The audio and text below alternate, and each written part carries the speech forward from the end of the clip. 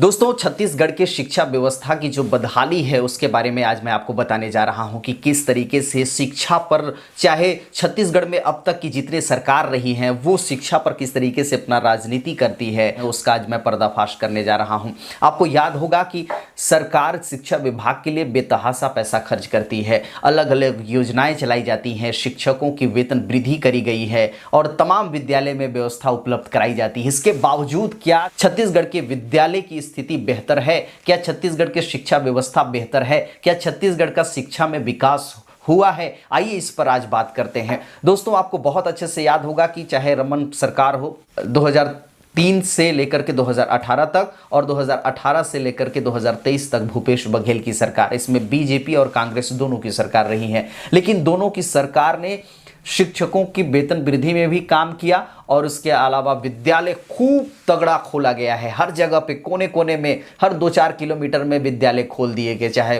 Primary school हो, middle school हो, high school हो, हायर सेकेंडरी स्कूल हो, ऐसे स्कूल बम्पर तरीके से खोला गया। लेकिन क्या इससे शिक्षा व्यवस्था दुरुस्त हुआ है? इससे शिक्षा का स्तर अच्छा और ऊंचा हुआ है?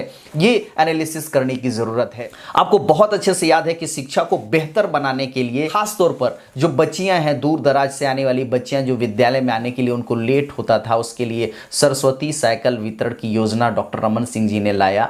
शुरू में तो बहुत बेहतर था, लेकिन उसके बाद हालांकि हर सरकार ने इसको चलाया, लेकिन एक चीज आप नोटिस करिएगा कि क्या सरस्वती साइकिल योजना के तहत जो बच्चियों को साइकिल दी जाती है उस साइकिल में कैसा क्वालिटी है, वो साइकिल कितना बेहतर है, कितना मजबूत है। एक सामान्य निजी दुकान में जब आप जाकर के साइकिल खरीदते हैं और उस साइकिल की जो क्वालिटी है और बाकी जो विद्यालय में बच्चियों को मिलने वाला साइकिल का क्वालिटी कैसा है, ये बाखूबी आप समझते होंगे। उसमें कहीं ना कहीं करप्शन देखने को मिलता है, क्योंकि उस साइकिल का इस्तेमाल ज़्यादा सालों तक, ज़्यादा दिनों तक नहीं किया जाता। बहुत कम दिनों में वो ख़राब हो जाता है और उसका इस्तेमाल करना बहुत मुश्किल हो जाता है। इसके अलावा आपने सुना होगा कि छत्तीसगढ़ के विद्यालयों से ये सुनने को मिलता है कि जो मध्याह्न भोजन है, मध्याह्न भोजन में कहीं ना कहीं वो गुणवत्ता नहीं देखी जाती, वो सही क्वालिटी का मध्याह्न भोजन नहीं दिया जाता। कई जगहों पे ऐसा होता है, वहाँ भी करप्शन देखने को मिलता है, लेकिन इस पर अभी भी कोई पुख्ता और ठोस स्टैंड लेती हुई सरकार नहीं नजर आती। शिक्षा व्यवस्था की बदहाल स्थिति को मैं आगे आपको बताऊंगा 2-4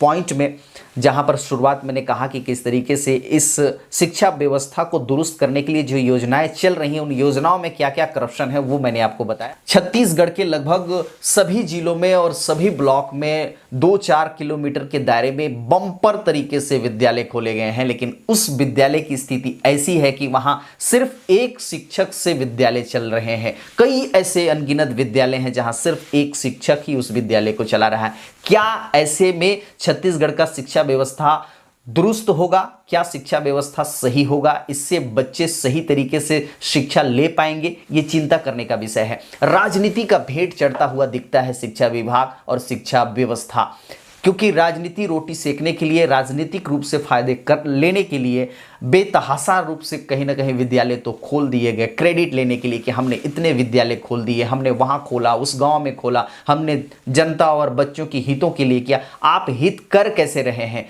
क्या स्कूल खोल देने से बच्चों का भविष्य सुनहरा होगा? क्या शिक्षा व्यवस्था दुरुस्त होगा? क्या उनको सही तरीके से शिक्षा मिल पाएगा? मुझे ऐसा लगता है कि कतई नहीं ऐसा हो सकता, क्योंकि आप विद्यालय खोल दें ये अहम नहीं है। वहाँ मैं कई विद्यालय में जाता हूँ, वहाँ बच्चे जाते हैं, उनको सारे सब्जेक्ट के अलग अलग सब्जेक्ट वो पढ़ते हैं, सभी सब्जेक्ट के शिक्षक मौजूद नहीं होते हैं और उन्हें पढ़ने में खासा मशक्कत, खासा दिक्कतों का सामना करना पड़ता है। ये खबरें आप आए दिन सोशल मीडिया और अलग अलग न्यूज चैनलों के माध्यम से आपको पता चल रहा होगा। सबसे बड़ी जो कमी है वो ये है कि यहाँ छत्तीसगढ़ के लगभग सभी जिलों के अलग अलग जगहों पर आपको ये भी सुनने को मिलता होगा कि भवन नहीं है, विद्यालयीन भवन नहीं है। 15 साल 20 साल पुराने भवन आज पूरी तरह से जर्जर हो गए हैं। उस भवन में शिक्षा देना, उस भवन में विद्यालय चलाना बहुत मुश्किल हो गया है, खतरा हो गया है। और एक तरफ ये भी ऑर्डर आता है कि बच्चों के भविष्य और उनके जान को खतरे में, जोखिम में नहीं डालना है। ऐसे में कहीं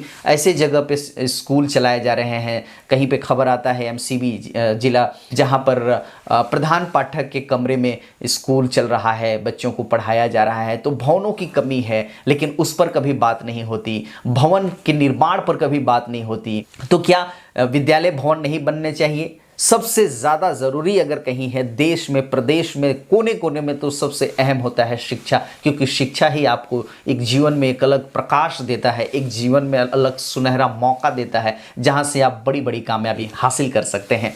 तो दोस्तों, उसके बाद मैं आपको बताने जा रहा हूं कि विद्यालयों में शौचालय की कमियों की खूब खबरें आती हैं। जब एक तरफ हम कहते हैं कि शिक्षा को दुरुस्त किया जा रहा है, शिक्षा व्यवस्था को बेहतर किया जा रहा है, और विद्यालय में जहां लड़कियां पढ़ती हैं, बच्चियां पढ़ती हैं, वहां पर शौचालय की व्यवस्था न हो, तो सोचिए कैसा लगता होगा, कैसी दिक्कतों का सामना करना पड़ता होगा। मैं कई ऐसे विद्यालय में खुद भी गया हूं जहां पर शौचालय की कमी रही है, शौचालय का व्यवस्था नहीं है, वहां बच्चियों को, वहां पढ़ने वाले बच्चों को खासा दिक्कतों का सामना करना पड़ता है, लेकिन इस पर कभी बात नहीं होती, इसको दुरुस्त करने की बात नहीं होती। और यही हम शिक्षा व्यवस्था की बदहाल स्थिति को आज आपको बताने जा रहे हैं कि कैसी कमी है। और ये लगभग पूरे प्रदेश के भीतर ऐसी खबरें आती हैं। फोकट की, मुफ्त की चीज़ों को बांटने के लिए, मुफ्त की योजनाओं को चलाने के लिए आज सरकार कूद पड़ी है, कितनी लोन ले रही है और कर्ज में डूब जा रही है, सिर्फ फोकट और मुफ्त की चीज़ों को बांटने के लिए। लेकिन आप याद रखिए दोस्तों कि मुफ्त की चीज़ों से, मुफ्त की योजनाओं से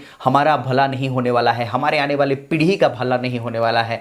हमारा पीढ़ी कभी सुनहरा और कभी उज्जवल नहीं हो सकता। खुद इसके आदी बन रहे हैं कि हमें मुफ्त की चाहिए, फोकट की चाहिए, बहुत सारी योजनाएं चाहिए, जिसका लाभ चाहिए, प्रत्यक्ष लाभ चाहिए। लेकिन प्रत्यक्ष लाभ से कुछ नहीं होगा। तत्कालीन तो आपको वो लाभ दिखेगा, लेकिन आने वाले भविष्य को, आप अपने बच्चों के भविष्य को खतरे में डाल रहे हैं। इसके बाद छत्तीसगढ़ की बदहाल स्थिति में एक और चीज़ जुड़ता है, वो है सड़कों का।